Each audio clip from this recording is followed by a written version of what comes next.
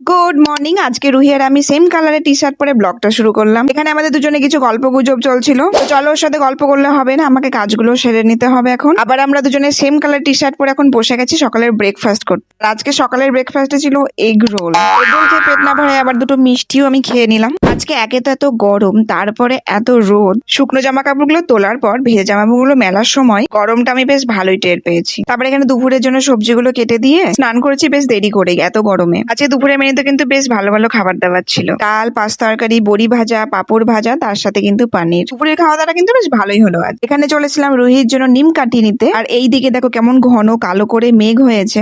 একে তো আজ এত গরম, তারপরে যদি একটু বৃষ্টি হয় শান্তি পেতাম, জানি না হবে কিনা। মনের ইচ্ছাতে বলতে বলতে দেখে আস্তে আস্তে হাওয়া একটু বইতে শুরু করেছে। তারপর শুরু হলো তুমুল ঝড়, তার সাথে এরকম এত জোরসোরে বৃষ্টি। এমন বৃষ্টি হয়েছে যে চারিদিক সাদা হয়ে গেছে একদম। রুহি ছিল বিকেল 5টার সময় সুইমিং ক্লাস, রুহি চলে গেল সুইমিং এ। দিদি আর রন্টুদা নিতে এসেছিল। সুইমিং থেকেও চলে যাবে ওর বাড়ি। সন্ধ্যাবেলায় আমি আবার একটা মিষ্টি খেয়ে নিলাম, কাজু বরফি। এগুলো কি ভাজছি বলতো? কলার বড়া। সারাদিন যা গরম পড়েছিল ভেবেছিলাম না যে ভাজবো, বাট বিকাল বেলায় বৃষ্টি হওয়ার পর বেশ ঠান্ডা ঠান্ডা আবহাওয়াটা বইছে। তাই বাড়িতে অনেকগুলো কলা নষ্ট হচ্ছিল, তাই ভাবলাম কলার বড়া ভেজেই নি। আর দেখো বড়াগুলো কি সুন্দর হয়েছে। বড়া ভাজা তো কমপ্লিট হয়ে গেছে। তারপর কিছু জামা কাপড় ছিল বিকেলে, সেগুলো গুছিয়ে নিলাম। আজ রাত্রিবেলা একটু ভাত খেতে ইচ্ছে করছে, কারণ দুপুরবেলায় পনিরের তরকারিটা বেশ ভালো হয়েছিল। তারপর স্কিন কেয়ার করে নিলাম। তো চলো টাটা, দেখা হচ্ছে নেক্সট ব্লগে।